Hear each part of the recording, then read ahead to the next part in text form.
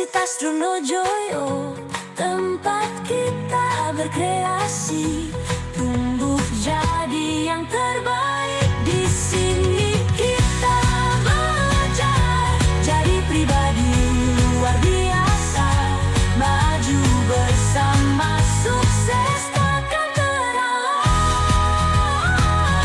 Ayo kuliah di UTM, ayo jadi yang terbaik bersama Trunojoyo, kita pasti bisa.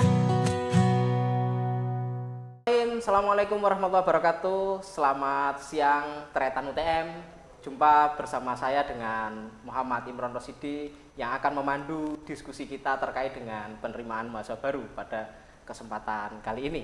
Telah hadir bersama kita dua pakar atau dua narasumber yang di bidangnya luar biasa. Yang pertama ada Profesor Dr. Ahmad Amsari selaku Wakil Rektor Bidang Akademik. Selamat siang Pak Amsari, apa Selamat kabar? siang. Baik sekali. Semangat nggih? Semangat. Jadi alhamdulillah Pak Amsari bisa menyempatkan hadir di tengah kesibukannya. Ini sedang banyak program terkait dengan akreditasi dan sebagainya untuk meningkatkan kualitas institusi. Yang kedua hadir bersama kita, mungkin teman-teman calon mahasiswa baru itu pada khawatir bagaimana kehidupan mahasiswa di UTM dan sebagainya. Nah, telah hadir bersama kita Bapak Surokim Abdussalam selaku Wakil Rektor Bidang Kemahasiswaan, Kerjasama dan Alumni. Selamat siang Pak Surokim. Selamat siang. Salam UTM. Salam UTM. Unggul, tangguh, mandiri. Luar biasa Pak Surokim, semangatnya memang tidak pernah habis. Mulai dari pagi sampai siang, sampai malam, sampai subuh masih semangat terus. Yes. Salam prestasi. Salam prestasi.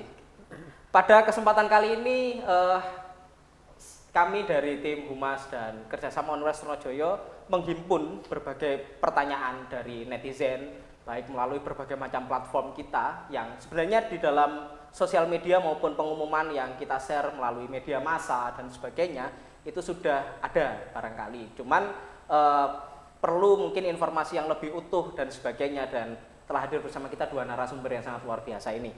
Jadi pertanyaan-pertanyaan nanti akan kita sampaikan semua terkait dengan bagaimana penerimaan mahasiswa baru dan juga kehidupan mahasiswa di UTM. Yang pertama saya akan kepada Pak Profesor Dr. Ahmad Amsari terkait dengan penerimaan mahasiswa baru. Nah, ini banyak sekali ditanyakan, Prof. Jadi calon mahasiswa baru ini bingung, kuliah di UTM itu ada berapa jalur gitu ya?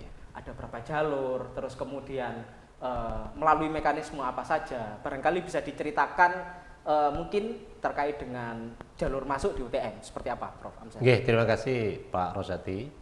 Jadi jalur masuk yang ada di UTM seperti tahun lalu sebenarnya itu ada jalur SNBP, Seleksi Nasional Berbasis Prestasi, kemudian ada SNBT, Seleksi Nasional Berbasis Tes, kemudian ada seleksi mandiri. Jadi mandiri kita punya 9 jalur ya.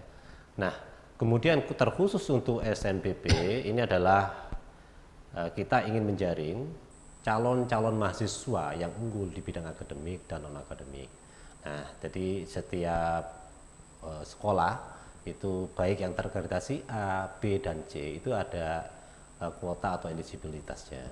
Jadi untuk yang akreditasi A sesuai dengan peraturan yang ada di kementerian itu untuk calon mahasiswa yang peringkatnya 40%. Kemudian yang akreditasi B itu yang 22%. Nah, yang C ini 5%. Terkhusus untuk sekolah-sekolah ya yang menggunakan e-raport untuk PDSS ya, pangkalan data sekolah dan siswa, itu ada tambahan kuota lagi. Nah, bonus lah sebesar 5%. Nah, itu kalau SBT nanti kita juga ada jalur UTBK, kemudian ada yang mandiri. Kita kebetulan ini pada tahun ini sama sebenarnya kuotanya dengan tahun kemarin. Untuk UTM ini punya kuota untuk S1 dan pasca itu totalnya 6.105. Nah, 6.105 itu. Nah, sama dengan kuota yang kemarin. Monggo nanti calon-calon mahasiswa ikut bergabung di UTM. Oke. Jadi untuk kuota 6.105 ini tersebar di berbagai macam jalur masuk nggih. Nggih, nggih. Jadi untuk yang SNBP kemudian SNBT melalui Nah, jalur oke. Jadi kita Oke. itu memang untuk SNBP itu proporsinya adalah 40%. 40%. Atau totalnya kalau kuotanya atau pagunya 2.400. 2.400. SNBT 40%, 2.400. Kemudian terkhusus untuk Mandiri itu 1.325. 1.300. Nah, Luar biasa banyak ini sebenarnya sudah 40, Luar biasa. 40, 20%. Oke. Luar biasa ternyata UTM. Jadi kita sediakan 6.105 kursi ya yang akan disebar di 3 jalur masuk ini. Jadi bersiap menjadi 6.000 putra-putri terbaik bangsa yang akan bergabung dengan UTM. Nah, selanjutnya mungkin saya ke Pak Surahim. Jadi banyak sekali pertanyaan kepada calon mahasiswa, kepada kita itu terkait dengan sebenarnya reputasi UTM ini seperti apa, Pak Surahim? Nah, terakhir kan kita sudah terakreditasi unggul dan sebagainya. Nah, juga nanti kehidupan mahasiswa di Madura itu mungkin banyak ketakutan dan sebagainya terkait dengan stereotip itu. Barangkali Pak Surahim selaku Wakil Rektor Bidang Akademik Kemahasiswaan dan Kerjasama bisa menceritakan bagaimana kehidupan mahasiswa di Madura dan sebagainya seperti itu. Ya, pertanyaan itu kalau disingkat Oke. itu persis seperti pantunnya anak muda zaman now. Gimana itu Pak Surahim? Ubur-ubur ikan lele, Pripun? UTM bertabur prestasi le. Oh, Ya. luar biasa. Luar Jadi biasa. kampus ini memang relatif baru ya Oke. sebagai sebuah institusi perguruan tinggi negeri. Tapi mahasiswanya itu hampir sudah merata di seluruh Nusantara. Dan bahkan tahun ini itu kita sudah menerima mahasiswa asing. Oke. Jadi jangan dikira kalau kemudian kuliah nanti di UTM nanti mungkin pergaulannya terbatas. Tidak. Ini kampus Nusantara, bahkan melalui visi baru Pak Warek 1 dan Pak Rektor mendeklar untuk go global. Sehingga ada mahasiswa internasional yang sudah masuk. Sehingga pergaulannya ya multi etnis. Ya banyak ya, kalau kerataan provinsi hampir 34 provinsi. 4 provinsi ya, Pak. Mulai dari Aceh Iya, sampai jadi- Papua.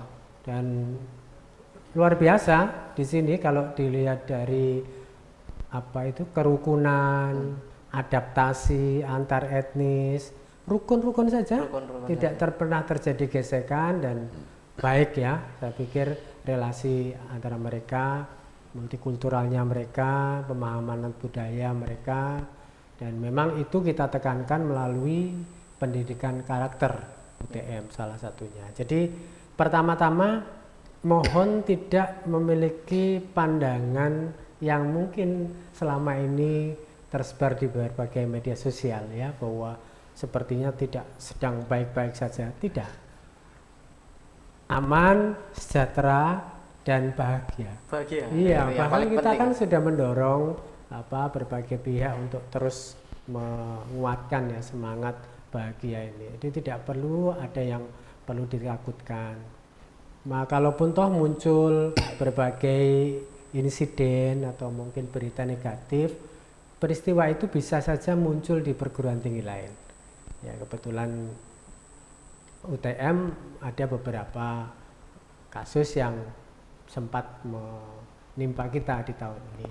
Tapi dengan semangat be good people, semangat untuk menguatkan gerakan anti kekerasan, semangat untuk berbahagia tadi ya, sambil menguatkan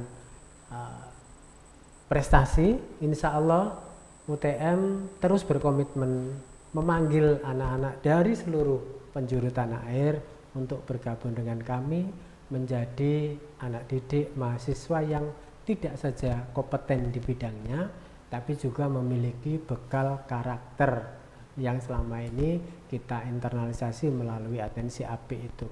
Karena kreativitas, inovasi itu menjadi salah satu pelengkap kompetensi itu untuk bisa memiliki daya saing. Bayangkan, Anda membayangkan ya, bahwa UTM ini kampus baru, sekarang sudah berstatus unggul. Berapa persen kampus yang di Indonesia ini bisa meraih status itu. Dan bahkan pernah saya katakan dari semua kalangan, bahkan menyasar kalangan menengah ke bawah, Universitas Trunojoyo Madura. Bagi betul ini kampus yang memang disiapkan oleh negara untuk memberi akses kepada masyarakat untuk bisa menempuh pendidikan tinggi yang bisa jadi ya 6,5% itu sedikit. UTM menyediakan ruang itu. Maka adik-adik jangan pernah ragu. UTM menurut pendapat Pak Rokim, saya sudah 16 tahun di kampus ini merasakan kehidupan damai, merasakan relasi yang sehat dan positif ya, baik dosen dengan mahasiswa, mahasiswa dengan mahasiswa maupun dengan komunitas lain. Menurut saya, kalaupun adik-adik belum datang ke kampus ini, maka adik-adik belum bisa mencintai kampus ini sesungguhnya. Maka datang, lihat langsung, buktikan dengan mata kepala sendiri. Insya Allah apa yang saya katakan ini bukan sesuatu. Jadi silahkan datang dan buktikan sendiri. Kuncinya di situ, Pak Surokim. Maka orang banyak mengatakan bahwa UTM itu sering menjadi kampus yang from impossible to be possible. Karena dari kemustahilan banyak orang yang merasa menempuh pendidikan tinggi itu di Indonesia kan hanya 6,5% ya, yang beruntung bisa menempuh pendidikan tinggi itu. Lalu kemudian dari membayangkan tidak punya biaya, tidak punya bekal materi, tapi kemudian mendapat fasilitas beasiswa KIP atau beasiswa afirmasi yang lain, terus bisa kuliah di UTM mewujudkan cita-citanya itu. Jadi merasa memang kayak ya UTM itu memungkinkan mendayagunakan potensinya untuk menjadi nyata. Jadi kampus ini bukan abal-abal ya. Istilahnya memang kampus yang betul-betul didedikasikan untuk dari Madura untuk Indonesia itu. Matur nuwun Pak Surokim. Nah, tadi Pak Surokim menggarisbawahi bahwasanya UTM adalah kampus untuk semua kalangan gitu ya. Jadi mulai dari berbagai macam lapisan masyarakat yang kesulitan untuk kuliah itu bisa mencapai mimpinya itu melalui UTM. Nah, ini kan berkaitan dengan beasiswa. Nah, ini saya langsung ke Pak Amsari ini. Nah, Pak, kira-kira Pak Amsari prosentase untuk beasiswa yang nantinya bakal ada di UTM atau mungkin gambaran umum terkait dengan beasiswa di UTM seperti apa, Pak? Terima kasih Pak Rusadi. Jadi UTM ini memang tempatnya calon-calon mahasiswa yang memang membutuhkan beasiswa gitu ya. Jadi memang setiap tahunnya UTM ini memang kedatangan calon-calon mahasiswa yang mau mengakses KIP. Nah, kadang-kadang kuota KIP ini kurang dari jumlah kebutuhan yang diterima mahasiswa itu. Nah, alhamdulillah tahun kemarin itu kita dapat alokasi itu 1.000 lebih, bahkan hampir 2.000 dari total.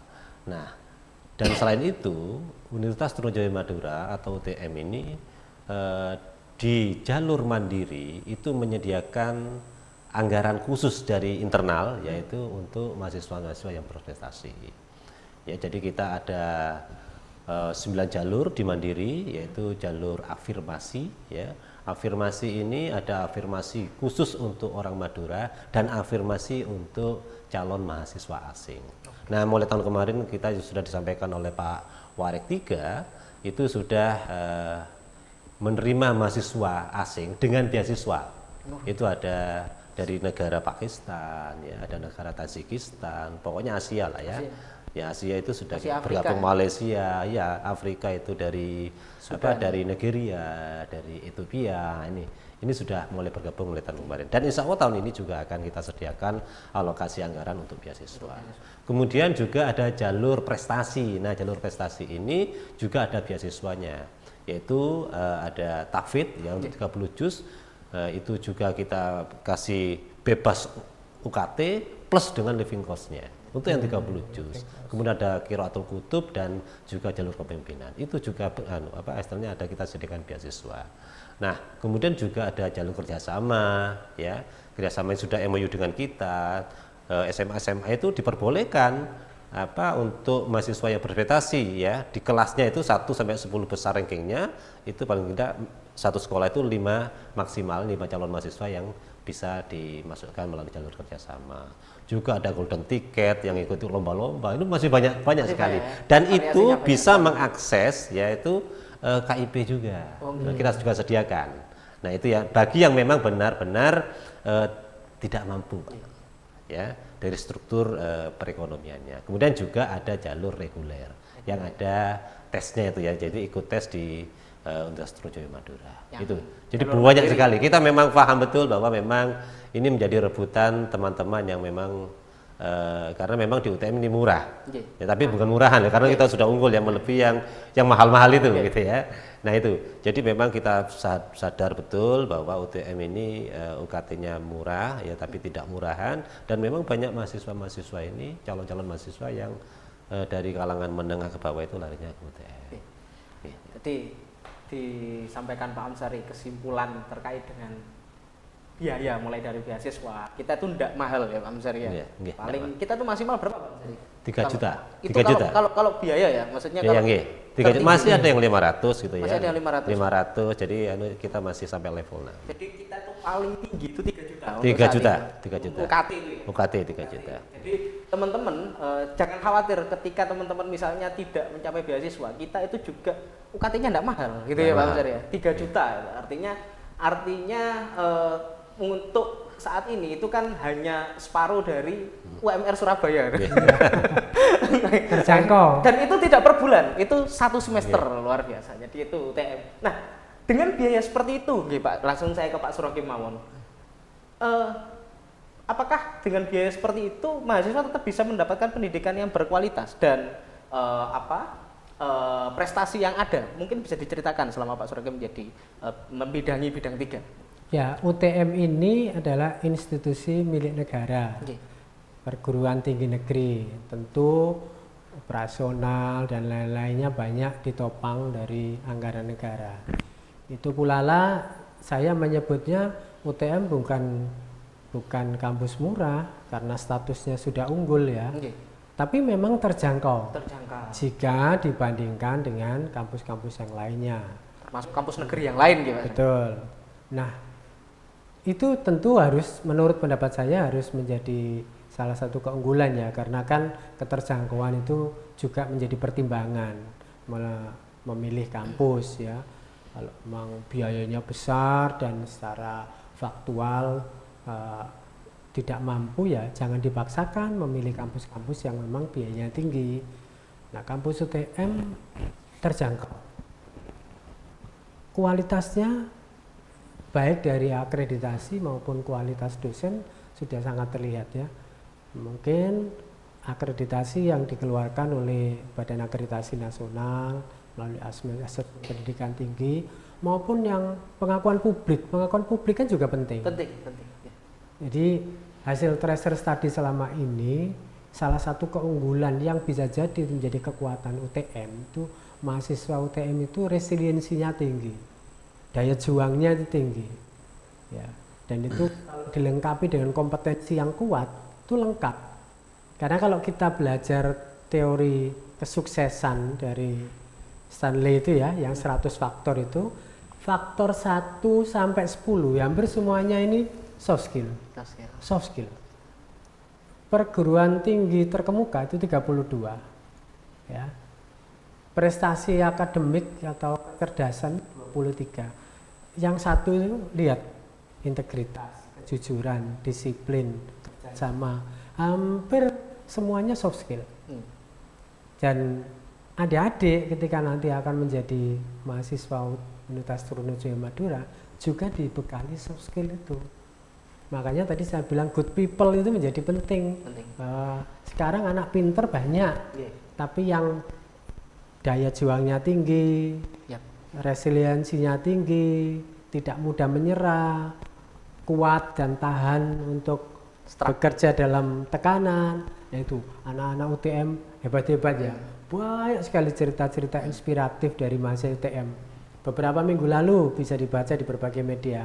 Anak UTM, bahkan cewek-cewek ya, banyak yang merangkap menjadi tukang ojek, penjual kopi itu udah biasa di UTM, dan itu membentuk betul karakter anak-anak itu untuk survival, untuk tangguh gitu. Dan ya ini mungkin bukan bocoran ya, banyak sekali anak-anak yang mendapat beasiswa di kampus ini bisa mengirimkan uangnya untuk Orang ibu tua, di ya? rumah. Itu bukan cerita umum, mahasiswa UTM itu bisa, karena living cost di sini itu ya kalau di beasiswa KIP kan 800.000 ya Pak, makan Ya, di 1 jam. Trunojoyo ini 6.000, 5.000 itu bisa masih dapat, 6.000 itu masih banyak Masih untuk lauk bisa, telur ya? iya masih bisa cukup untuk MBG Makan bergizi makanan gratis. bergizi itu masih memenuhi syarat loh Dek. Jadi ya banyak, kalau di kota besar mungkin tidak terjangkau, Iya. tapi kalau di remote area seperti yang di Kamal Trunojoyo ini adik-adik akan mendapatkan keuntungan itu. Artinya uang living cost itu insya Allah cukup. Nah tentu daerah ini tuh daerah religius ya, makanya kemudian diharapkan ya karakter tadi itu bisa saling menguatkan. Yang paling penting memang kalau saya ya buktikan, dengarkan cerita-cerita langsung dari kakak-kakak kelasmu yang sekolah dan kuliah di UTM. Dengarkan cerita mereka. Mereka lah ya yang akan menceritakan apa adanya, tidak ada MSG-nya, tidak ada ya apa adanya. Sehingga menurut saya memang dilihat dari berbagai pertimbangan ya, orang bicara tentang lokasi kita dekat dengan wilayah kota Surabaya. Bahkan saya sering PP kan Surabaya, dosen-dosen juga banyak yang rumahnya Surabaya, hanya setengah jam, ada 1 jam kalau macet ya. Biaya tadi relatif terjangkau ya jika dibandingkan adik-adik dengan kampus lain.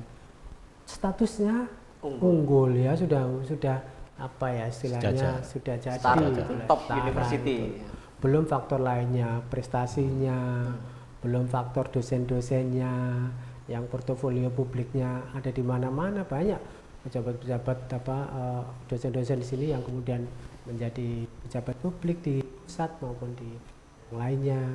Terus kemudian fasilitas, kalau adik-adik alumni sering ya bilang, waduh saya baru sebentar aja jadi alumni datang ke kampus UTM kok sudah berbeda jauh ya. Silakan nanti adik-adik bisa bersantai di taman kampus. Dan tentu banyak faktor lain yang menurut saya memang perlu dibuktikan dengan datang langsung ke kampus TM. Percayalah ya, kampus TM akan terus memperbaiki diri ya, mensejajarkan diri dengan kampus-kampus terkemuka. Terima kasih Pak Suragim. Jadi teman-teman yang disampaikan tadi oleh Pak Suragim dan Pak Amsari terkait dengan kita itu betul terjangkau, murah tetapi tidak murahan, seperti itu ya Pak Suragim. Nah tadi sebelum ke Pak Amsari saya ke Pak Suragim, kemudian nanti yang terakhir ke Pak Amsari terkait dengan tadi disampaikan untuk alumni ya Pak Suragim. Ya tadi kan terkenal struggle dan sebagainya. Nah, mungkin bisa diceritakan jangkauan alumni kita atau bagaimana mungkin kehidupan pasca kuliah yang kebetulan Pak Surahim juga membidangi bidang alumni seperti itu. Mungkin bisa disampaikan agar teman-teman yang kuliah kan ujungnya tetap setelah lulus kita bisa menjadi apa dan sebagainya seperti itu. Biar teman-teman calon mahasiswa ternyata UTM kalau kita sebutnya itu nggak ragu gitu untuk memilih UTM. Ya, hampir semua kampus sekarang membekali mahasiswanya dengan entrepreneur kompetensi ya, dan termasuk juga UTM sebagai pelengkap ya, kompetensi sesuai dengan disiplinnya masing-masing. Memang hasil tracer study alumni sejauh ini memang alumni yang berkiprah di kewirausahaan masih dominan, cukup dominan, dan itu memang bagian dari proses yang ada di kampus ya. Kita punya unit penunjang akademik kewirausahaan, kita punya banyak pelatihan-pelatihan yang dikembangkan oleh inkubator bisnis TM, dan memang dalam waktu dekat kita juga akan memperbanyak working dan public space untuk kolaborasi itu ya dengan dunia industri dan dunia usaha di kampus. Dan adik-adik ya tadi ya saya sebut dari impossible to be possible tadi itu, orang yang mungkin ya tidak percaya kok saya bisa ya lulus dari UTM, lalu kemudian bisa mendapat beasiswa LPDP, lalu bisa sekolah sampai doktor.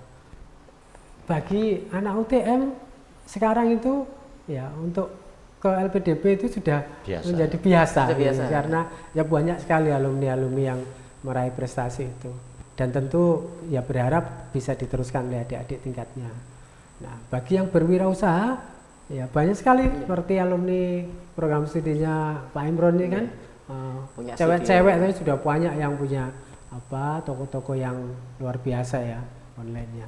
Dan tidak hanya sekedar itu, hampir tersebar di berbagai jenis profesi ya kita, dan mungkin hampir sama ya dengan perguruan tinggi lain, sehingga percayalah adik-adik ya, alumni-alumni itu bisa juga jadi pertimbangan ya, karena intinya kan esprit de corps itu di mana-mana juga berlaku. Betul. Demikian juga alumni Universitas Trunojoyo Madura. Dan UTM itu sekarang berada di jajaran perguruan tinggi terkemuka loh di Jawa Timur Iya, ya. iya. Jadi bukan seperti masa lalu yang mungkin ya bisa jadi dianggap paling bawah gitu, tidak. Banyak indikator yang kita sudah bergerak jauh, dan itu yang membuat kemudian tagline UTM unggul tangguh mandiri, excellent based on local wisdom, itu menurut saya itu adalah energi penyemangat untuk kita semuanya. Saya mempercayai 5 tahun ke depan aja mungkin sudah sangat berubah UTM. Dan kalau adik-adik masuk tahun ini, berarti adik-adik akan menjadi generasi yang akan merasakan UTM masa depan itu gitu. Jadi Pak Warek 1 ini sudah banyak menyiapkan future practices, Mas. Jadi kira-kira bahasa gampangnya itu ya praktik-praktik terbaik yang akan mengantisipasi masa kini dan masa depan. Orang sekarang lagi mikir future jobs gitu. UTM sudah mengadopsi itu, sudah persiapan lah untuk itu, supaya tidak absolut, itu tidak selalu istilahnya mengikuti perubahan zaman, perkembangan zaman, dan tidak kuno gitu. Nah, nih kata kuncinya pada pengembangan zaman terkait alumni kita yang sudah di mana-mana, mulai dari wirausahawan yang luar biasa, nggak kaleng-kaleng ya Pak ya wirausahawannya, sampai punya studio sendiri, kliennya macam-macam itu banyak, kemudian sampai pada anggota DPR RI itu kita punya alumni di situ, itu sangat luar biasa. Nah, untuk penyesuaian zaman tadi yang menjadi kata kunci dari Pak Warek 3, saya kemudian mungkin ini menjadi pemantap ketika tretan UTM calon mahasiswa untuk memilih UTM, itu terkait dengan penyesuaian. Jadi Prof. Amsari kan yang menyesuaikan terkait dengan mulai dari kurikulum, pembelajaran dan sebagainya. Bagaimana UTM menyikapi perkembangan zaman, mulai dari pembelajaran, penyesuaian kurikulum dan sebagainya, Prof. Sehingga nanti adik-adik ini, ternyata saya belajar, misalnya belajar pertanian itu tidak seperti dulu gitu ya, datang ke, tapi juga belajar terkait dengan teknologi terkini dan sebagainya. Mungkin bisa disampaikan, Prof. Jadi alhamdulillah ini sejak sebenarnya sudah lama ini ya, kita RPS kita itu sudah berbasis OB, Outcome Based Education. Jadi memang ini di RPS kita atau di kurikulum kita itu sudah melibatkan praktisi-praktisi itu untuk mengajar dalam mata kuliah yang sudah advance gitu ya. Harapan kita itu nantinya alumni atau lulusan ini sudah inline dengan kebutuhan industri, sudah inline dengan keinginan-keinginan yang akan digapai cita-citanya. Nah, makanya di UTM ini kerjasamanya sudah banyak, hampir 500 lebih itu dengan perusahaan, dengan praktisi-praktisi yang lain untuk kita libatkan dalam mengajar. Nah, kemudian sejak MBKM ini digulirkan, mereka belajar kampus merdeka, ini UTM luar biasa. Artinya di IQ, indikator ketercapaian itu kita selalu tinggi itu untuk mahasiswa MBKM. Jadi mahasiswa MBKM ini memang ini porsi kita persentasenya banyak sekali, Mas. Artinya apa? Meskipun misalnya ya, tadi sudah disampaikan oleh Pak Warek 3, itu kuliahnya di pertanian ya. Tetapi kalau passionnya bukan di pertanian, dia bisa itu nanti setelah mata kuliahnya wajibnya sudah selesai, itu bisa mengambil MBKM. Saya kepingin menjadi wirausahawan, saya ingin menjadi misalnya pekerja di perusahaan dan segala macam, jadi manajer dan segala macam. Nah, bisa dia itu misalnya ikut ada 8 ya, ada 8 macam MBKM, bisa mungkin dia itu magang industri, bisa magang di perusahaan-perusahaan yang diinginkan, bisa berwirausaha dan segala macam sesuai passionnya gitu. Makanya insya Allah kalau lulus dari UTM ini bisa skillnya bukan hanya 1, bisa 2, bisa 3 itu ya. Memang itu sudah kita siapkan. Artinya apa? Kalau melihat di ketercapaian IKU 1 itu memang rata-rata alumni kita ini ya mulai 2 tahun ke belakang ini itu masa tunggu untuk bekerja itu tidak lebih dari 3 bulan rata-rata. Tidak lebih dari 3 Jadi bulan. langsung bisa. Padahal itu rata-rata. standar SNDIKT itu 6 bulan. Nah, ini sekarang mulai diturunkan lagi 3 bulan. Ini alhamdulillah itu juga masih tercapai. Artinya apa? Tadi di awal sudah kita sampaikan, meskipun kita itu mungkin UKT-nya itu sangat terjangkau ya. Itu tapi kualitas pendidikan kita itu juga tidak kalah dengan universitas yang biayanya lebih mahal ya. Memang kita paham betul, kita sudah mencoba istilahnya survei ke perusahaan-perusahaan dan mungkin dinas-dinas atau institusi-institusi yang lain terkait dengan kebutuhan alumni itu apa sih? Apa yang kompetensi apa yang dibutuhkan oleh calon-calon penerima tenaga kerja atau calon alumni kita. Ya ternyata memang itu 80% itu soft skill, 20% hot skill. Makanya itu di sela-sela kurikulum itu kita gembleng soft skill itu.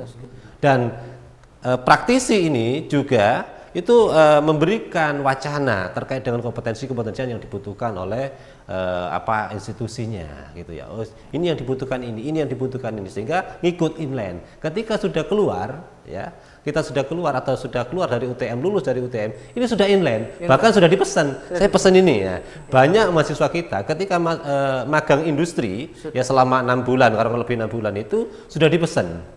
Saya nanti kalau sudah lulus ya langsung ke kita gitu ya. Nah itu. Jadi makanya alhamdulillah ini bahkan banyak perusahaan-perusahaan itu yang akan yang minta pada kita itu untuk rekrutmen dalam kampus itu ya. Jadi membuka semacam rekrutmen tetapi di dalam kampus. Ini sudah sering ya. Misalnya semacam basar rekrutmen lah ya. Itu banyak perusahaan-perusahaan yang ngadiri UTM kemudian mau merekrut itu. Nah, itu jadi alhamdulillah ya karena memang kita sudah paham betul bahwa kurikulum ini menentukan kualitas ya dari lulusan, maka kita desain sesuai dengan kebutuhan industri, sesuai dengan kebutuhan institusi ya, sesuai kebutuhan pemegang-pemegang usaha-usaha yang ada di luar. Bahkan rata-rata memang mungkin karena memang kita ada di Madura ya, dan mungkin pembelajaran kita terutama di Pak Warik 3 itu memang supaya kita itu tangguh, itu rata-rata mahasiswa kita itu tidak mau bekerja di perusahaan, kayak dia ingin bebas ya. Jadi berwirausaha itu banyak sekali itu ya. Memang kita sediakan itu. Banyak mahasiswa kita ketika sudah masuk pada pembelajaran MBKM, dia tuh ikut kewirausahaan. Kita tahu bahwa dikatakan lulus berwirausaha itu kalau dia itu sudah punya lembaga profit. Ya, lembaga profit dan bisa menggaji karyawan itu 1,2 UMR. Nah itu jadi 120% UMR. Jadi kalau sudah artinya apa? Ketika dia itu sebelum lulus dia sudah punya perusahaan. Gitu. Lembaga lah, punya lembaga untuk lembaga usaha. Dan itu banyak yang standarnya yang sudah luar biasa. Standarnya ini ya. Standarnya jadi, ada yang Surabaya. Ada yang Surabaya, ada yang ini. Jadi banyak kita alumni kita yang memang kita persiapkan ya untuk bisa diterima di stakeholder gitu ya. Jadi itu. Terima kasih Pak Amsari dan Pak Suradim. Jadi teman-teman tadi disampaikan mulai dari kurikulum kehidupan mahasiswa, kemudian jalur beasiswa sampai dengan jalur masuk, kita itu terbuka untuk semua kalangan dan semua taretan UTM yang hendak ingin dan mau memilih UTM sebagai tempat untuk melanjutkan studi. Jadi teman-teman nanti bisa mengunjungi www.trunojoyo.ac.id. Di sana kita semua informasi terkait dengan penerimaan mahasiswa baru dan sebagainya, atau Instagram Universitas Trunojoyo Madura yang sudah centang biru ya. Mana banyak itu yang apa tembakan ya, buatan orang lah, maksudnya yang bukan asli official kita, yang sudah centang biru yang official kita. Informasinya ada di situ terkait dengan jadwal dan sebagainya, sehingga teman-teman tidak terlewat untuk memilih Universitas Trunojoyo Madura dan ikut kemudian melalui 3 jalur tes tadi, 2 jalur tes nasional, SNBP dan SNBT, kemudian jalur tes mandiri. Mungkin sebelum saya akhiri ada statement akhir dari Prof. Amsari maupun Pak Surakim. Dari Prof. Amsari mungkin? Oke, terima kasih. Jadi kita terbuka lebar ya, karena memang komitmen kita itu ingin memberikan yang terbaik kepada calon-calon mahasiswa, bahkan yang menjadi mahasiswa, dan kita memang punya keinginan ya, punya keinginan kontribusi bagi Madura maupun Indonesia. Jadi artinya kita memang punya komitmen kepada peserta didik kita ya, mahasiswa kita akan coba untuk kita ramu dengan kurikulum yang sudah ada. Dan ini sudah terbukti 2 tahun terakhir ini, banyak lulusan-lulusan kita itu sangat bermanfaat bagi daerahnya, bermanfaat bagi dirinya, dan bermanfaat juga kepada tentunya pada bangsa Indonesia ini. Jadi monggo kami menerima, jadi jangan khawatir mungkin image dari beberapa pihak luar ya, bahwa di Madura ini kurang bagus ya, sosial budaya itu sudah. Coba langsung tanyakan kepada mahasiswa dan alumni-alumni, insya Allah tidak akan terjadi. Saya ini sudah lama di sini, sudah ada masalah. Pak Warid juga tidak ada masalah. Mungkin Pak Anies saya juga alumni. Ya. Jadi jangan khawatir.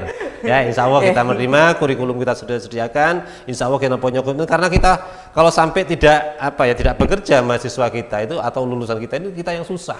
Makanya kita pacu betul dengan komitmen yang tinggi ya, dengan misalnya loyalitas para dosennya itu untuk mendidik mahasiswa kita sehingga punya kemampuan soft skill dan hard skill yang mumpuni dan luar biasa, sehingga insya Allah akan diterima oleh seluruh stakeholder yang ada. Dari Pak Suraki mungkin? Ya, adik-adik ingat ya, UTM itu U-nya unggul, T-nya tangguh, M-nya mandiri. Mungkin bisa kuliah bisa di mana-mana, tapi kalau adik-adik pengen menjadi mahasiswa yang tangguh, ya UTM tempatnya. Karena hari-hari ini ya, untuk membentuk karakter tangguh, resilient itu sungguh tidak mudah. Makanya ada orang mengatakan hidup ini sekali.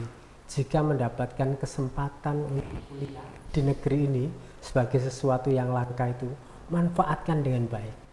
Melalui apa? UTM. Anda akan berada di atmosfer pendidikan yang mungkin tidak pernah terbayangkan sebelumnya untuk menjadi mahasiswa unggul, tangguh, mandiri. Sampai ketemu, berjumpa di UTM. Ya, nanti kita akan sering bertemu ya di sini untuk bersama-sama bangun peradaban dan masa depan yang lebih baik tadi. Terima kasih Pak Profesor Amsari, Pak Surahim, semoga sehat selalu dan kita tunggu partisipasi teman-teman untuk menjadi bagian dari keluarga besar Universitas Trunojoyo Madura yang unggul, tangguh, dan mandiri. Akhir kata, mohon maaf bila mana ada salah kata. Billahi taufiq wal hidayah. Assalamualaikum warahmatullahi wabarakatuh. Waalaikumsalam warahmatullahi wabarakatuh. Ayo kuliah di UTM, Universitas Trunojoyo, tempat kita berkreasi, tumbuh jadi yang terbaik. Di sini kita belajar jadi pribadi luar biasa, maju bersama, sukses takkan terhalang. Ayo kuliah di UTM, ayo jadi yang terbaik bersama Trunojoyo. Kita pasti bisa.